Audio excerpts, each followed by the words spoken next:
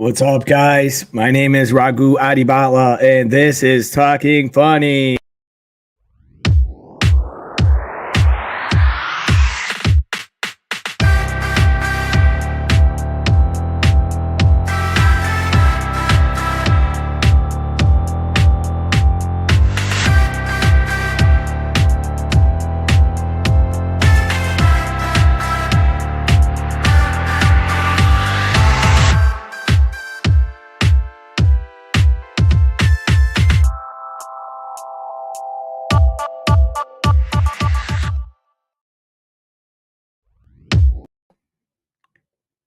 What's up, guys? My name is Ragu Adibala. You're watching Talking Funny, where I interview comics every week. I used to do this back during the pandemic when everybody was home. Thought it was a cool time for everybody to, be together at home, and I was able to, talk to people. But, and then for a while I took a break, but now I'm back, meeting people every week. Some I know really well. Some, yeah, you think you know people, but you don't know because, when they're doing comedy, you want to learn their journey, right? So tonight, my guest is Brendan. I'm going to, I never know how to pronounce this. I'm going to do it right. I'm going to try. Brendan Praniewicz. All right, he's gonna kill me when he gave me a thumbs up. I could see him. He gave me. All right, cool. So this guy is amazing. He's really funny. I met him doing Zoom shows, and then I met him in person in San Diego. We went to have breakfast. Oh man, it was great. It was really cool, and I want to know more about him. So we're gonna bring him on right now. Brendan. Woo. How are you, man? I'm doing all right. How are you doing, Ragu? I'm good, dude. I can hear you well. You can hear me well. I can hear you well. Just want to make sure I'm a one-man production. I'm IT. I'm everything. So anything goes wrong, I gotta fix it. So I get it. This is great. I'm so glad you're on. Thank you so much for being on. I know I met you during Zoom comedy. You were headlining one of the comedy festivals, and so really funny stuff. And you do a lot. You write a lot. You've been on TV shows. We're gonna get into that. Yeah. And you're a professor.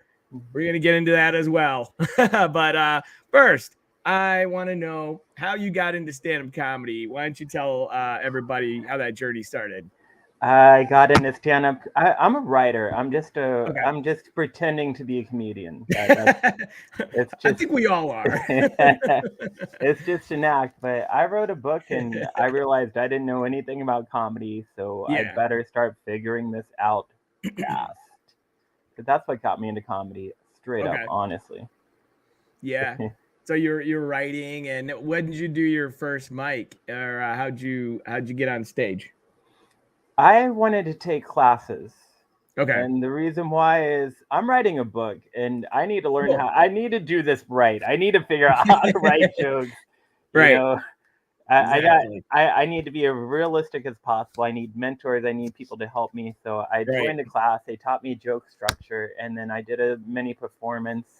It was a lot of fun. It gave me a lot of good experience, and it taught me the basic concepts of how to write jokes. And then I just started doing mics from there. Awesome.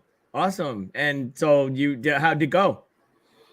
The show went well. The show went well. The mics, when you're starting out, mics are hard. You're gonna have some tough nights. You're gonna drive home, cry. Not that I ever did that, but I've heard from other people. It happens. It happens. It's all part of the process, when you're starting out. And when was this?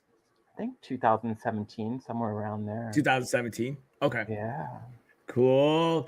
Awesome. And so when you were doing stand up, and what was your process, your thought process going into it? Would you how'd you prepare yourself? Or as you're going through it, what was your process with that?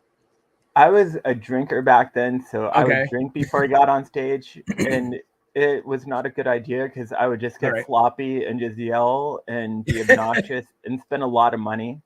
Okay. That I didn't have. Were you trying to calm your nerves or something, or how did? I thought that was stand-up comics too. I thought we got drunk and went on stage, man. That's what I thought. That's what I thought we did, and I was wrong because I do way better, and most comics do way better going up sober. Yeah. No, that's true. I think that happened to me once, Mike. I couldn't get through it. I had 3 minutes. I couldn't get through it. I think a minute and a half, and it's probably not a good idea. I don't know. It's now do you have what do you do before you do you have a go-to method before you get on stage? I do a lot of meditation, and what I try to do is I just try to be present. I just try to be there with the people. Right. I try to put myself in that headspace right away. I like to tell myself before I go up on stage, I'm focused, I'm opinionated, I'm emotionally honest, and I like to run that through my head, and that's what I'm trying to deliver tonight. That's the package. Okay. Cool. Sounds good. What who were your comedians, influencers when you started out? And when I was like 5 or 6 years old, my dad went to South Korea. He was in the military and he was stationed over there. And I'm very old, and and he would send us VHS tapes. You guys probably don't know what those are. You could look those up. I know what that is, man. Yeah, you and I do, but other people might not. My kids don't know what that is. They saw it and they're like, what is this? Right. It's times have changed. But my dad sent me these videos, and I was watching Eddie Murphy Delirious, and I was way too young to watch that, but it changed my life. So Eddie Murphy, I mean, he was brilliant. Is brilliant. Yeah. Those specials are on another level, and of course, George Carlin. I would say one person who really influenced me is Steve Martin. Okay, Steve Martin. Oh, he's brilliant. He's brilliant. Have you read his book? I have read his book, and being a writer, and I do music and all of that. So, I mean, he is one of my major influences. Oh, awesome, man. All great. And we got to learn from the best. They were great at writing, the stage presence, and the way they themselves. I mean, you could learn a lot from them. And I've heard that a lot too. A lot of comics growing up, their parents would listen to like these records, or even going back to like Red Fox and really great. So your style of comedy, what did you start with, and what do you do now, or is it the same? I'm different than when I started. Okay. Before, I would just get up and do jokes. Okay. And now I try to be a character. Okay. And I try to experiment with other characters on stage. I do a lot of musical comedy. Okay. I'm trying to be different. Right. And I would say my jokes are pretty fast. I like to get quick laughs because people have short attention spans, That's true. That is true. And that's smart. Getting laughs quick, and it keeps them on their toes, keeps them going, interested, and that's also tough. And I'm glad you're able to do that, to be able to get those constant laughs. And I know you're high energy. You get the crowd going. You do a bit of crowd work. You talk to them, and you connect with them. And I know you bring a guitar, right? You play guitar and do parodies.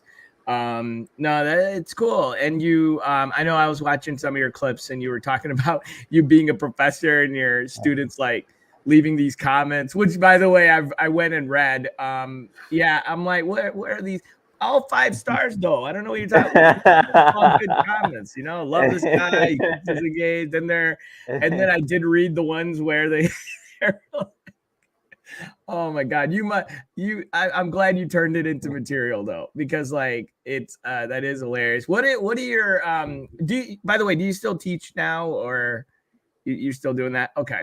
Yeah, I'm a teacher. I teach college. I teach composition, like how to write essays, things like that. Okay, cool. Teaching a poetry class. I teach some communication classes, things like that. Right. Cool. So do your students, they know you do stand up, or do you keep that on the I tell them, I mean, yeah, stand-up is writing, communication, yeah, public speaking. I mean, that's true. they're credentials in the Yeah, classroom. definitely. Yeah. And it must help a lot, right? Like you doing stand up, you kind of translate some of those skills into your class. I think to be a good teacher, you have to listen. Okay. And I think with comedy, you have to listen to. You're Yeah. really having a conversation with people, even though they're not Yeah. talking back. They're responding, and you need to Right. listen to that. And I think again, just being present and being there with them and sharing that Right. experience with people, you get that from teaching. And obviously, some crowd work, you get more comfortable Yeah. because, and also trying to be engaging because if Yeah. you're teaching a 3 hour class, Yeah. True. you got to True. keep them there. Yeah, no, definitely. And I think that helps vice versa, like both ways, on how to connect with people. You definitely have to keep them engaged. And yeah, it goes hand in hand. The teaching and the stand up, a lot of the same skills, I know my uncle, he presents a lot of seminars and business classes and but he's the same way. Like he keeps coming to me sometimes. He's like, hey, what do I want to insert some humor here and there, or like to be able to, engage with them. And that's have you done improv at all or? I have, Okay. and like I said, I was working on a book, so I did Yeah. everything I could to learn. Nice. Took like a Nice. year and a half of improv. Yeah. I've done sketch comedy. Okay. Awesome. So cool, man. And I know improv helps a lot into stand up, and there's skills you can bring over. Now you started in 2017, and obviously we all hit a wall in 2020. What was that like for you going into the pandemic? It was, I mean, it was a weird time for everybody. I'm not Yeah. exceptional with any of this. I mean, it was unforeseen. It just happened. I Right. remember just watching the television and just it's like December and coronavirus is hitting China, and we're like, Yeah. okay. And then it's like in Seattle, Yeah. I'm like, oh, okay. And then it's like it's everywhere. I'm like, ah, Exactly right. it's everywhere. And That is, I think you captured the essence of all our minds when it was like, oh, okay, here, and then all of a sudden it's around you. I know, right. man. And it was weird because I teach. I'm a teacher, and just having to Yeah. go to class, I teach a lot of refugee students, and a lot of them are older students. Okay. I'll just never forget being in the front of class and saying, "Hey guys, we're gonna shut down. I don't know if we'll be back. I don't Right. know if I'll ever see you again. We're Right. going Right. to put this all online, Zoom." They're like, "What is Zoom? How do I use the internet?" I'm like, "I think Yeah. this is going to be a struggle." I But know. I have a really good TA. His name's Manny Corrales, and he helped me, and we were able to get him Yeah. through it. But that was a crazy experience. Yeah. It was. It was, and left all of us just thinking, okay, where are we gonna go from here? Because we're not used to doing virtual comedy. Nobody, I mean, I was surprised, like we jumped on it pretty fast. Everybody was, that San Diego Comedy Festival came in pretty fast, by the end of the year. And then I know, and then all these shows, but it's so great to meet people, right? I met a lot of, I think for networking, it was really good, which helped a lot. You meet people in other cities and I know San Diego, I have family in San Diego, that's why I come down there when I go to the West. And how was San Diego? How long did it take for them to just kind of open some outdoor? Did they have some outdoor spaces? Being a very, good, nice weather At, place. at first, it was really tight. Like I live next to the Okay. beach. You couldn't go on the beach. You couldn't go on the water. You could. Yeah. They're like, just get in your home. Just stay there. I think you could walk a little bit, but they had police all down the block. Wow. And so Wow. they were monitoring everything. And it probably, I Yeah. would say, it probably middle of summer started opening up a little bit. Okay. Okay. That's good. You would think in an ocean, you could definitely be 6 feet apart. I mean, Yeah, you would hope. especially cold ocean. I don't know. Maybe a cold ocean, you're closer together, trying to keep warm.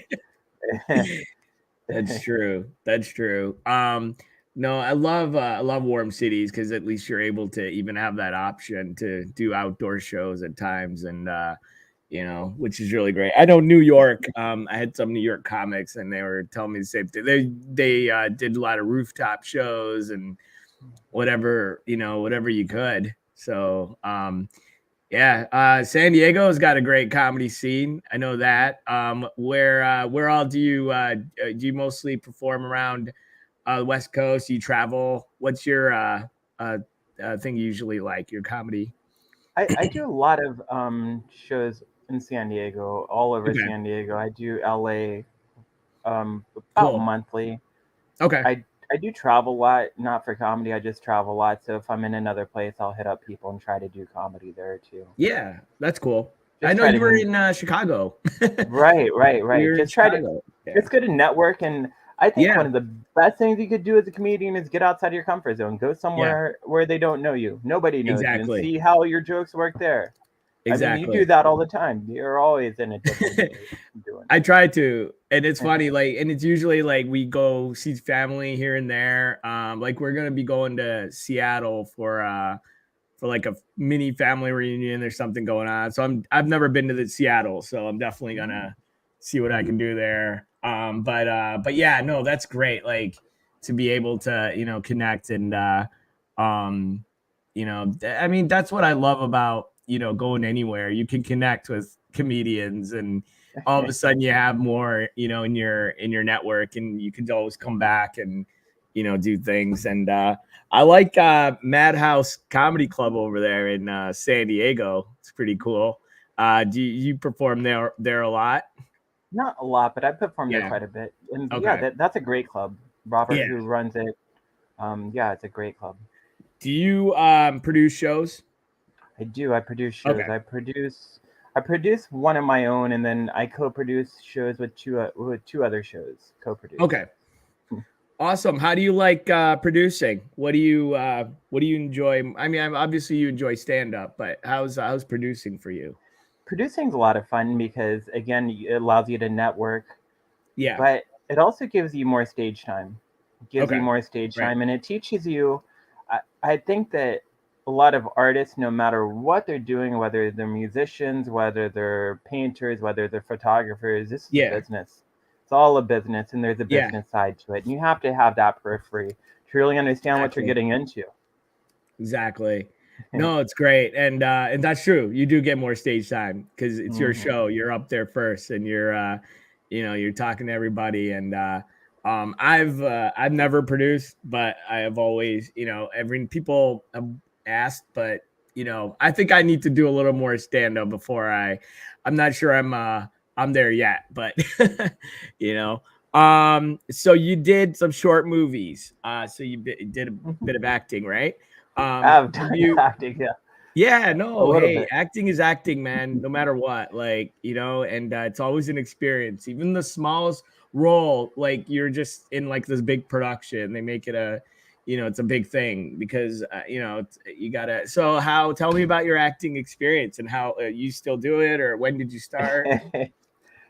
I see myself so much as a writer that it's even hard to hear the word actor associated Okay. with me. See that? Yeah, yeah, yeah, yeah, of course. But like I said, I've taken acting classes and things like that. I Yeah, took yeah. a mime class, so I've done that. A mime class? Yeah, like You took a mime class. Oh, that's amazing. All right, hold on. Talk about yeah, that mime class. Like, how does it?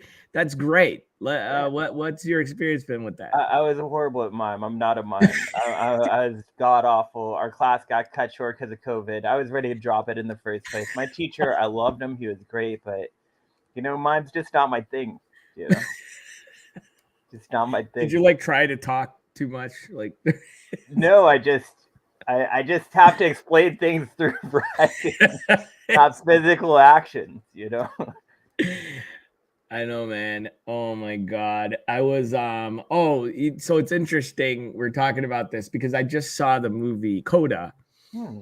So it's all sign language, so like, and Now that, especially like that kind of acting where you're actually not even speaking and you're pretty much the whole time just acting. It's all physical, and I think that, maybe that mime class, that's what it's trying to help people do or something. I don't know. I would encourage anybody to do it, especially if you want to do well in comedy. I encourage, get out of it. You got to get out of your comfort zone. Right. And it's weird. Right. You walk in, they're like, "Hey, come balance feathers on your fingers." It's like, what? What? This is college, That's amazing. man. But Oh, wow. I mean, it's cool, and it does teach you how to be more physical, how to use space. Yeah. That is awesome, dude. That's so cool. And that's cool that you do that. You do these things to get yourself out there and to kind of push yourself, And how do you think that helps when you're doing stand up? Like, do you ever write material that's like you've never done before, or does it help you do things like that?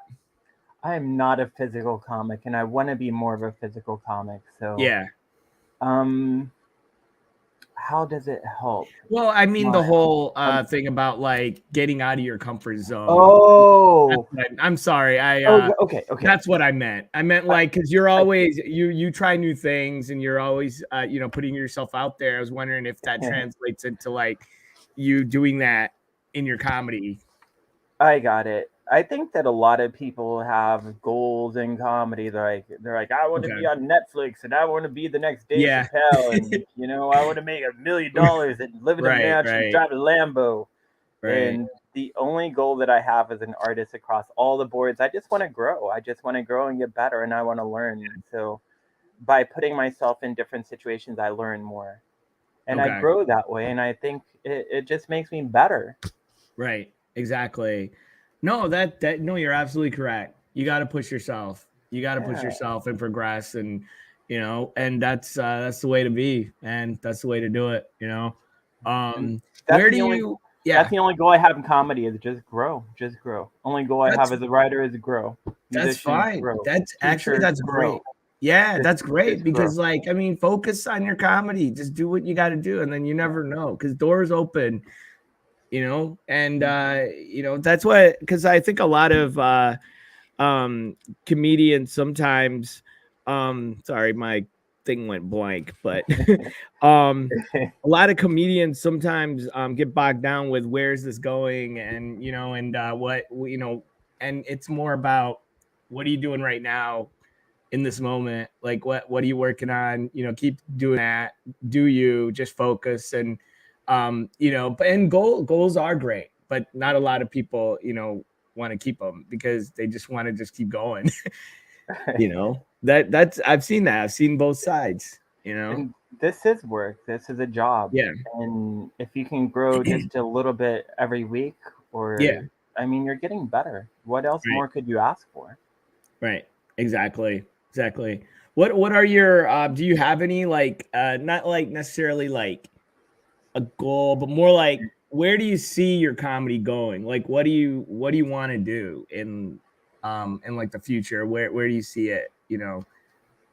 I see myself touring. I see myself being a touring comedian. Okay.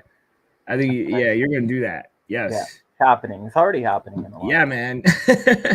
No, that's great. I love it. Do you have any kind of particular kind of tour you want to do, like colleges or? I'm just open. Okay. Nice. Yeah, I'm open wherever this road takes me. There you go, man. There you go. Okay, so you were on a show. Was it I think Let's Make a Deal? Let's Make a Deal. Let's Make a Deal. Yes. And I saw all your posts leading up to it. Like you were excited, and we were all excited for you that you were auditioning and you were doing, and you got on it. Now you told me I saw it. I saw the clip and I thought it was hilarious. But tell everybody about that experience, because it was interesting the way it unfolded for you. Okay, so I showed up sick. I was really, really sick. Okay. I'm in my car drinking cough syrup. It's times of COVID. Like they want a mask on, super strict. I'm like, just please don't cough on television. Right. Right. And I walk in, they're like, "You need to be excited." I'm like, "I'm so excited to be here," And they're like, "That's not excited enough." I'm like, "Well, I'm trying doing the best I can." And I'm older, and they like to put the super attractive people like up front. They like to put the older, uglier, sicker people in the back. They just kind of hide me off camera the whole time. They're hiding me. No. And I didn't get called the whole show because my costume, it wasn't that great. Okay. I was sick. I had no energy, and when I show up, they're like, "We got a special announcement. This show's going out on Monday, and it's a special day, and you could win $10,000. Everybody has a chance to win $10,000." I'm like, "All right." Yeah. Because I didn't get called the whole show. I'm just ready to drive home. I'm like, just like whatever. I'm just happy to be here. I mean, I'm really grateful for the show and the people who produced it. I mean, it was a great experience, and I was just happy to be there. Right. I didn't have expectations like I'm gonna win a car or whatever. Man. I'm like, let's just see what happens. And, exactly. Had my guitar on stage, and what happened was the night before they have a post on Twitter, and it tells you to bring certain things. And for me, it was stamps, sugar, and something, I forget the other thing. So I drove to the grocery store early in the morning. I'm buying sugar. I'm buying stamps. I'm ready. I'm ready for this. Right. The whole show goes. Didn't get called. It's just me and another guy. The younger guy is way more attractive than me. So it comes from commercial break, and of course it goes to him. I'm like, whatever, man. And it goes to him like, "So and so, do you have a stamp?" And he's like, and I thought he did. Like, how could you not have a stamp? How could you not do this? Like, it's on Twitter, man. And he's like, "I don't have a stamp." And Wayne Brady looks at him and is like, "Didn't you go on Twitter? Didn't you go on Twitter and look?" I'm like, "What happened?" So I'm expecting it to turn to me now. I'm like, it's the end of the show. Everything's done. I'm expecting it to turn to me. But instead of turning to me, they have these people on TV because it's COVID time, right? Yeah. So it just flips to this other person on television who's way more attractive than me and good looking. And she's dressed up like a honeybee. When Brady looks at her, he's like, "Do you have honey?" I'm like, "This woman's a mom. I'm done. Yeah. It's time to wrap it up, man. Just go home, And she like runs and she's gone forever. I wish they would have set a timer because I think she was gone too long on it. Oh, really? Yeah, looking for honey. And then she came back like, "Do you have honey?" And they're like, "No." And I'm like, "What? What? How do you not have honey? How do you not have honey?" You got kids, they love honey. It's like sweet, it's nice. That's the thing, that's the remedy for kids, honey. How could you not have honey? Oh my God. Wow. That's crazy. I had honey, and I'm just yeah. But then it flipped to me, and I'm like, "What is going on?" And I had my guitar there, and they said, "Do you have a guitar pick?" And I went, and then this money starts raining down from the sky, and I'm jumping up and down, and I'm sick. My nose is running. They're like, "Keep jumping and looking excited." I'm like, "Woo!" But meanwhile, I'm like, how did this all happen? How? Did they see your dating? So was the guitar in view, and then they asked her? They just didn't I wrote a song for Wayne Brady. I was gonna play this song if I got up there, but they never called me, and so I had this guitar pick. So they did see the guitar. Okay. Yeah. But that's weird. So they asked, "Do you have a guitar?" Obviously, you would. You have a guitar in your hand. Some people play with their fingers, Yeah, some people use it as a prop. Some people use it as a prop. I'm not a prop person. Yeah, you've seen my comedy, man. I'm like for real. That's true. A lot of people do just use their fingers. Yeah, except I think just the thumb is like growing a little. I don't know. There's something to it. Like on one hand, on the right hand, or whatever, left hand, and one of those hands. Yeah, I have a guitar. I'm still yet to get back on it. I tried to learn, but maybe I'll someday. It takes me forever to learn on guitar. Forever. It's I heard it's not easy, but I don't know. I'm gonna keep trying. I bought it when my daughter was like 2, and I wanted to play like nursery rhymes for her. And Aww. I know she's 9 now. And I still can't. I still can play the one thing that I learned in guitar class like 7 years ago. Like She's gonna be 19 in the dorm. You're just gonna walk in with a Stratocaster. I'm like, I'm gonna go to her college dorm. You're like, I learned it finally. Finally, twinkle, twinkle, little star. Yeah, that's what's gonna happen. So how often do you include music in your stand-up? Now I do it pretty much every time, and the Every reason time, why yeah. everybody's doing comedy. I mean, a lot of people don't do characters, so I want to stand out. There's a lot of comics out here, you know. There's a lot of comics everywhere, so I want to stand out and be different than people.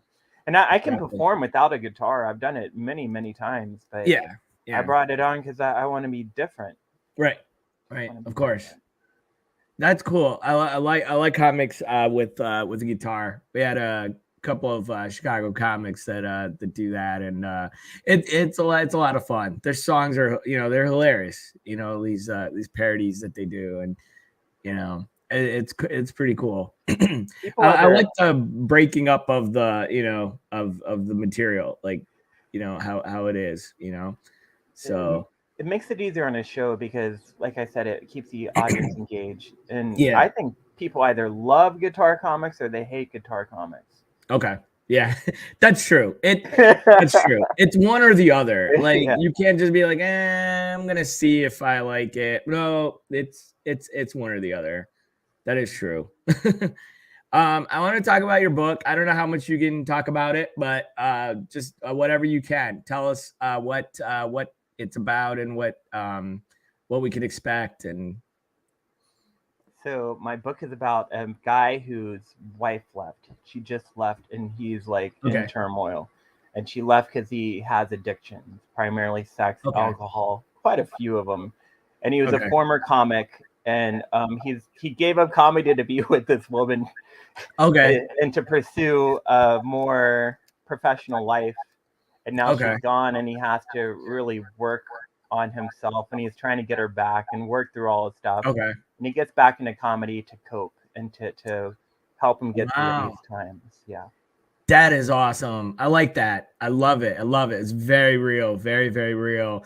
Now when you're writing this and you're a comic, how much of you do you like, how does it must help that you're a comic and you're able to, how does that work into your writing? It makes it real. And like I said, I wrote the whole book and I hadn't done comedy, and I'm so glad that I've done comedy because now when I get into those parts, I can make it real. Like I have no doubt in my mind that this is legit. This is the way it is. Right. No, exactly. What research did you do? Any research before you went in, like, into how to write about another comic or, even if it's a fictional? The only thing I watch comedy. I study. I went to shows and I was just watching people. I was interviewing them after the show.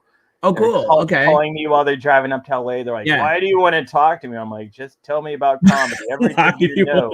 So it's really awkward a lot of times. Yeah, that's hilarious. But I always want to know, and I want those firsthand experiences. So it was a lot of research and a lot of work. Right.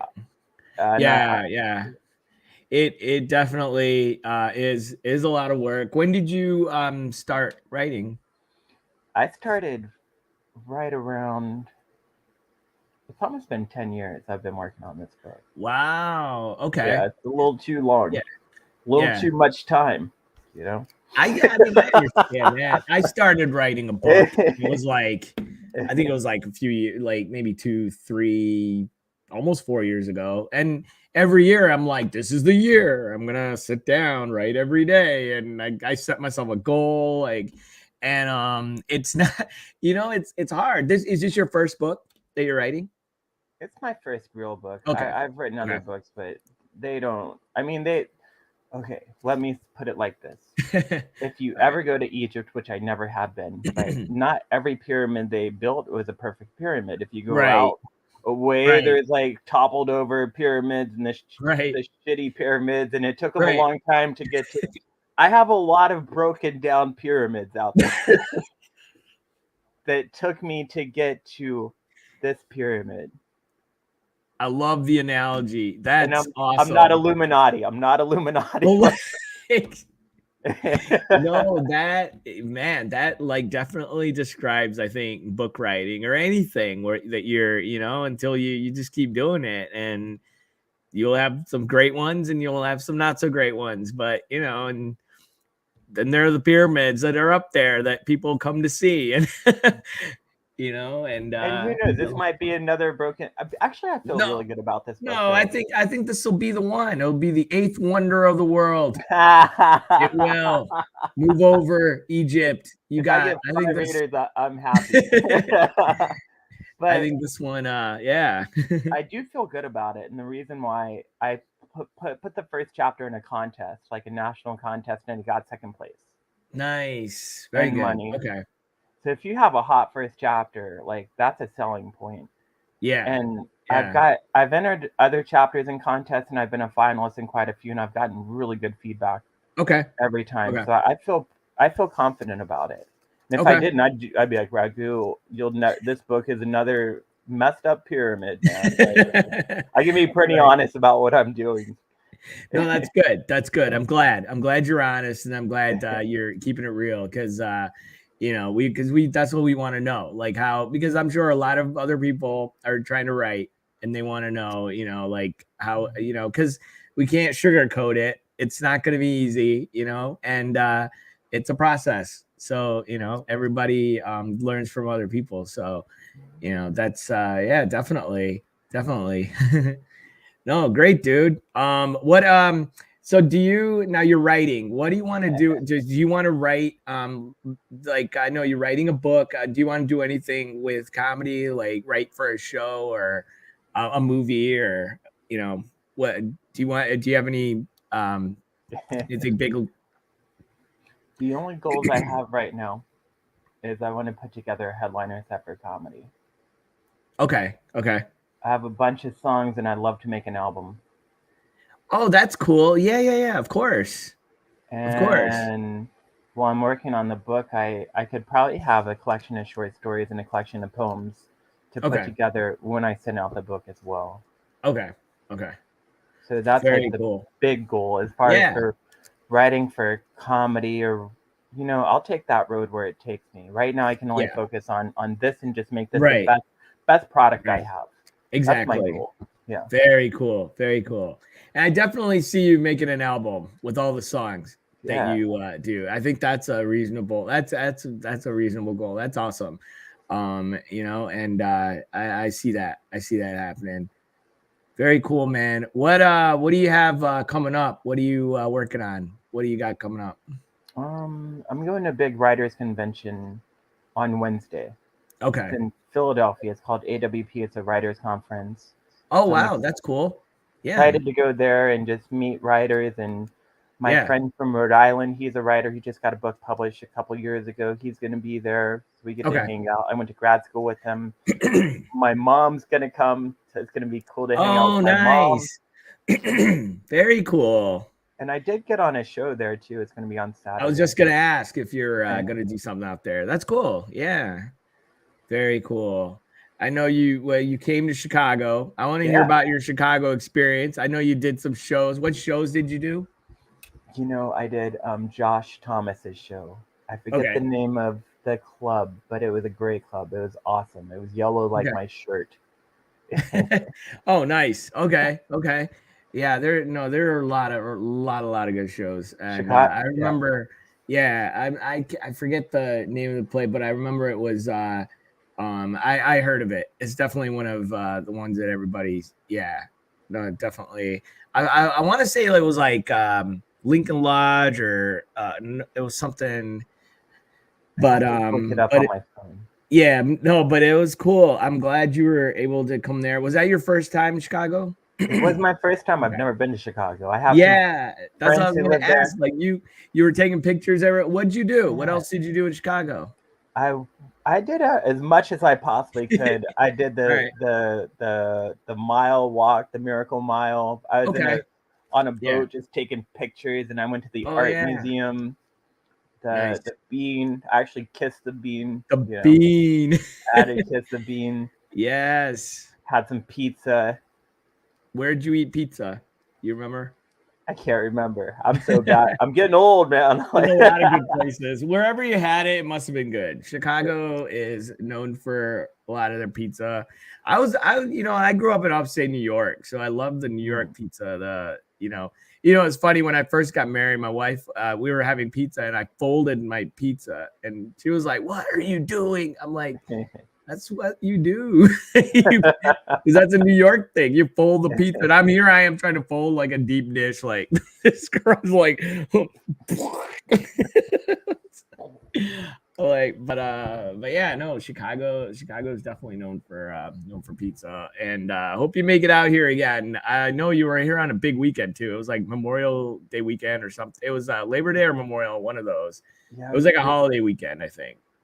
Right. It was a 3-day weekend. I had a great time. I love Chicago. Chicago's a cool city. It's a great city. Great city. And a lot of people started comedy here. Of course, the second city, the SNL. Do you ever have dreams of wanting to do sketch comedy, like be on SNL, or was that a crazy dream passing by? I grew up liking it. I used to watch SNL with my friends when Adam Sandler and all those guys were on it. And I loved it. Yeah. I always see myself as a writer. I'd love to be a writer for an SNL. That would be cool. Yeah, that's true. Yes, there you go. Super cool. Yeah, I'd be cool with that. Yeah, that came about. Very cool. Yeah, but like I said, I'll go where. Exactly. No, you definitely will. I know.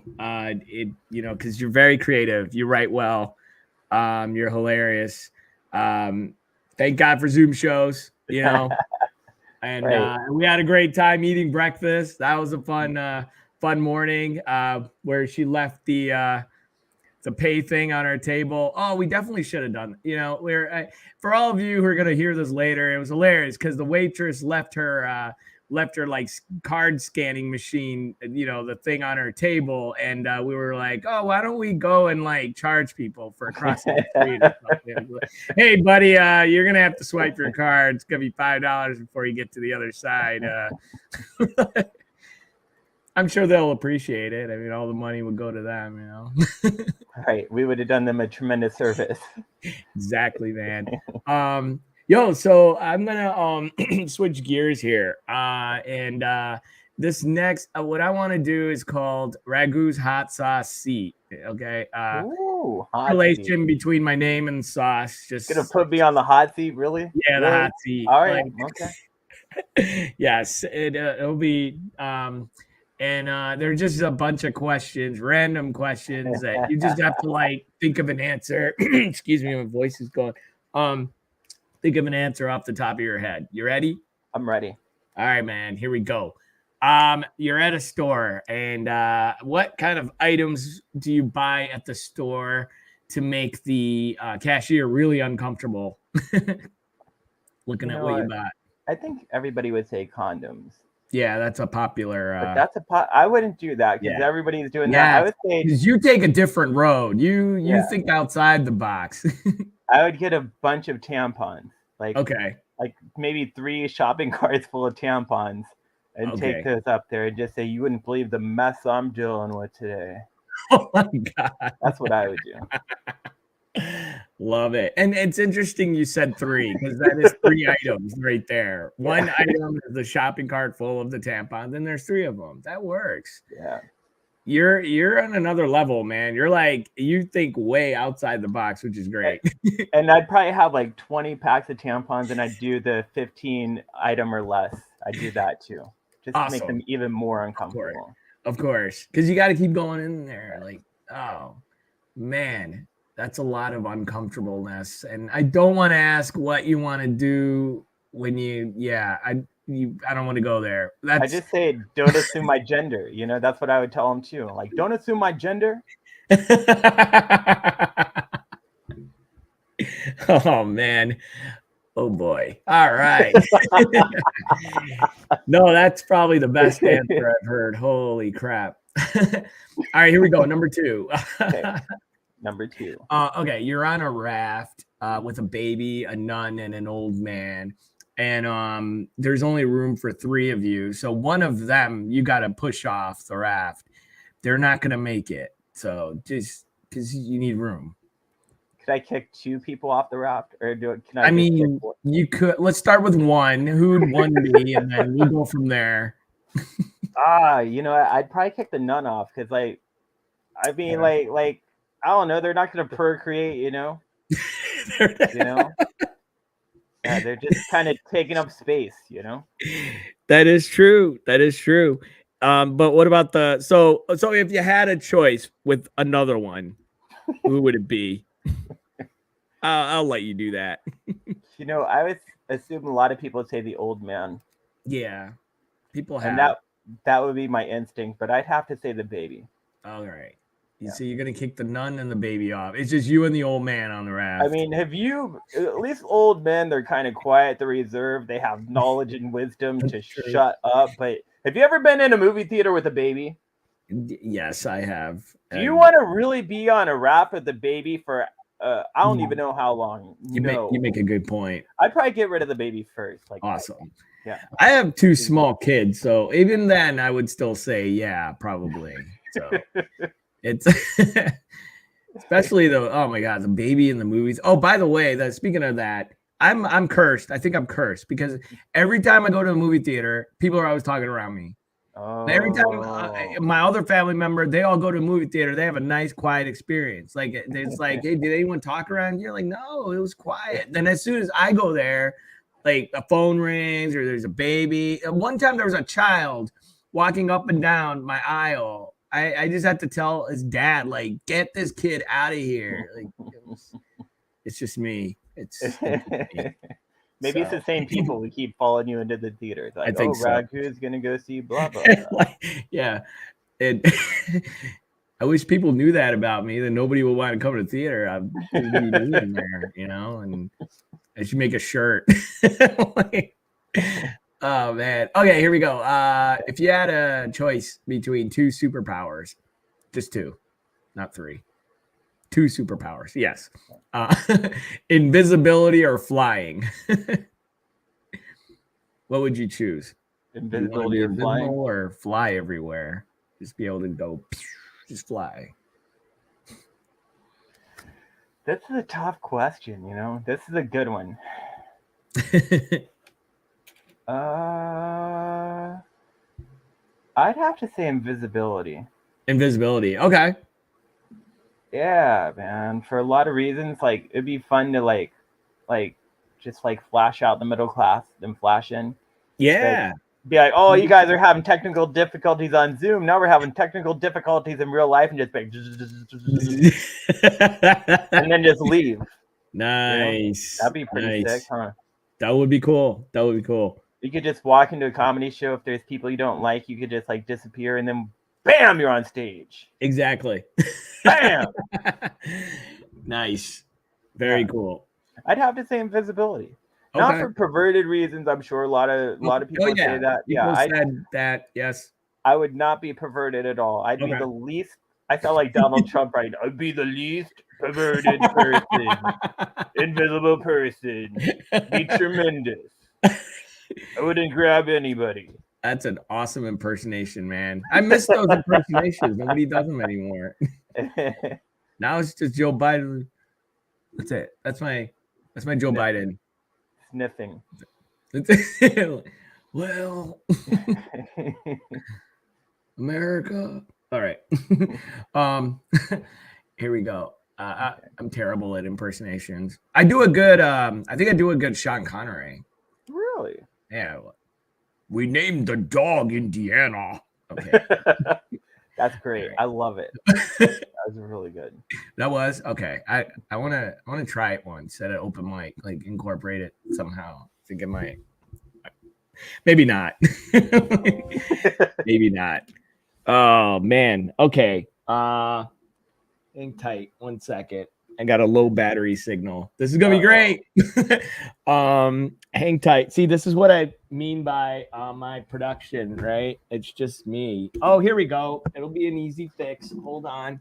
I will not panic. I am not panicking at all. Panic at all. This is gonna work out just fine. I like the space, by the way. I like the. Oh, thanks, man. It's I used to be, and we're in business. It's plugged in. I found a plug like right away. Yeah, I used to do it at another part of our house where I had like comedian frames behind me and stuff. I might do them down there again at some point, but now you get a ceiling fan and our curtains. I like it. I'm blocking everything else. No, I'm just playing. But all right, where are we? Oh yeah, so okay, if there was a movie about you. Oh, you're counting the questions. That's what it is. Number okay, 4. now I get it. I didn't know what you meant when you did this, and this is question number 4. Yeah. Movie about you. Who would you want playing you?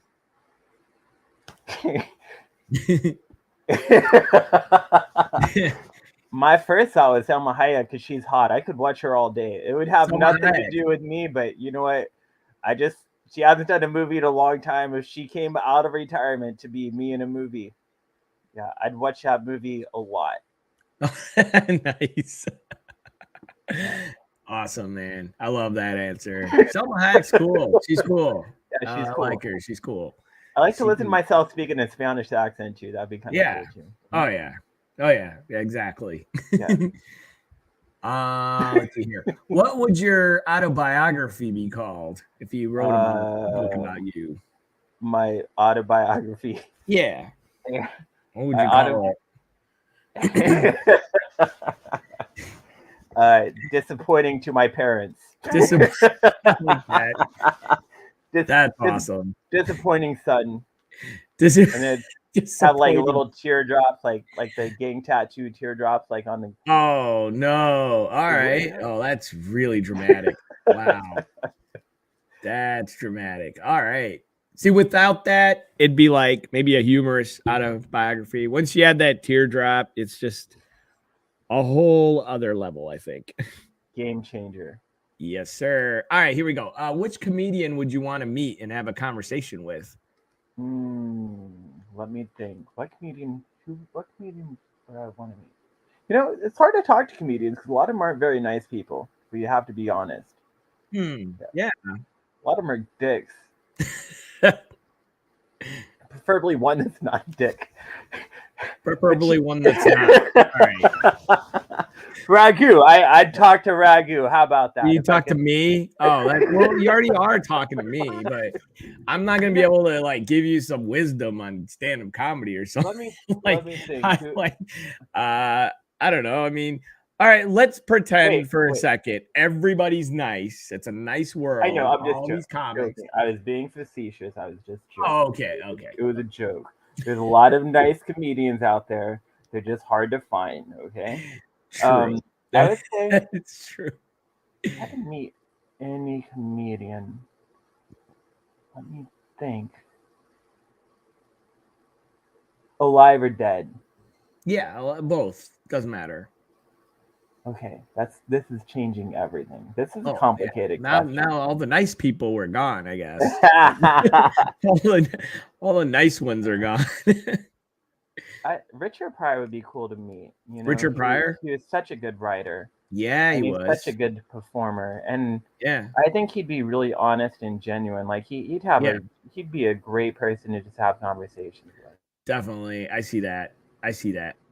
Really genuine. Like, you know, telling you exactly, you know, if you want advice, like he'll give it. That's what. Yeah, definitely. He was awesome. I liked his comedy. The people who who've met him and talked to him, like he just gave really good advice, and he was just on point. Yeah, and he could write. I mean, he was writing Blazing Saddles and things like that. Yeah, he was in Superman 4, I think, or I forget which one it was. Yeah, something like that. Yeah. Yeah. He was cool. I remember. All right. Here we go. We're almost there. Sorry. 1 second. Number 6. Number 6. As soon as I can everybody who's gonna watch is like, what is he doing? It's like see, I'm not Colbert. I'm not, I keep it real. Keeping it real. Sometimes the internet might go out. Sometimes like a battery might go out. One time, because when I used to do it downstairs, my kid would walk in. Oh. The funniest thing. He'd be really quiet too, and he would just tap on my shoulder, like really quiet. And you can't see him because he's only like he's tiny. So, but I could feel on the side, he'll just tap real quietly because he doesn't want to make a sound. Kids are crazy. They think that's not distracting when you don't talk. It's just that's cute when they do that though. Oh yeah. All right. Here we go. Number what are we on? 6? 6. No, 7. Sorry, 7. Are we on 7, right? Yeah. Okay. Yeah, we're on 7. I'm an English teacher, not latest comedy special you've seen. What was the last one that you saw? I watched Aziz's comedy special. The half-hour one? Yeah, that was a good special. I liked that special a lot. You did? Wow. Did. Yeah, let me hear your thoughts on that. What did you like about it? I just he just came into this club. He just sat down. He wasn't trying to be overpowering, but hey, I'm Aziz. Look at me. Yeah. And he was just laid back, and it was just cool to hear some of his story put into it. And I like humility. I like to see humility. I try to stay humble myself, and it was just a very humble approach to comedy. That's cool. It's just like, you know what, I'm here, and this is where I started, and I was writing jokes in my apartment before I got up here, just like I did 20 years ago when I started. Yeah. Just hearing that kind of humility I like. And I think a lot of times it's just easy for us to bash culture. I mean, I do it a lot. I'm a teacher. I get so irritated with conspiracy theorists and things like that. And I just like his approach. Like, why are we bashing Aaron Rodgers? He's a football player. He actually says it. And I think it's really important for comedians to know we need empathy. Our world needs empathy, and we need to understand each other. And I really like that approach. Exactly. Cool. No, I hear you, man. That is that's really good. Really good to think that way.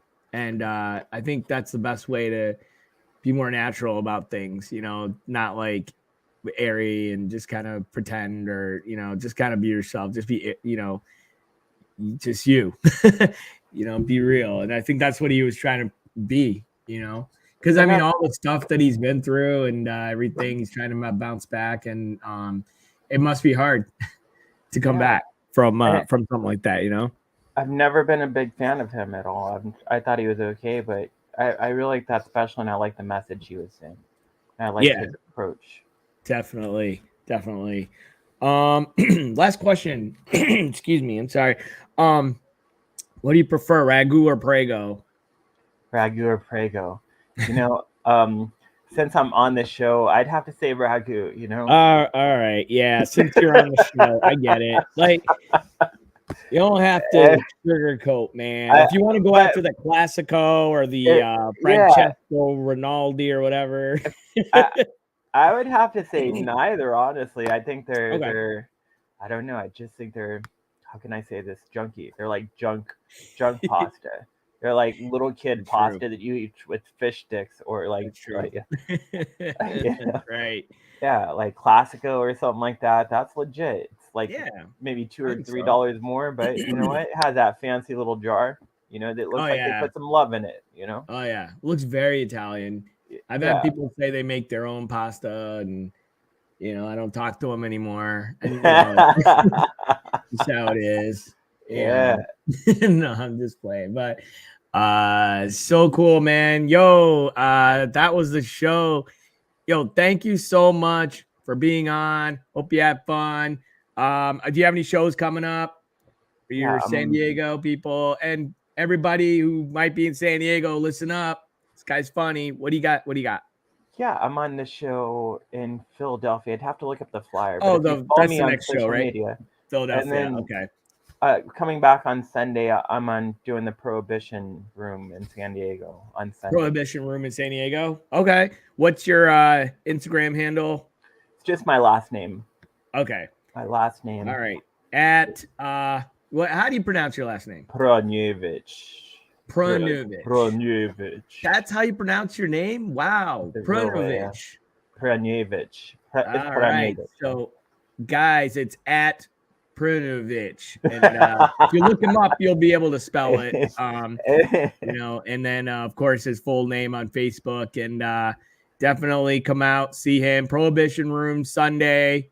What time is it on? It's going to be at 7 o'clock on Sunday. 7 o'clock Pacific Standard Time.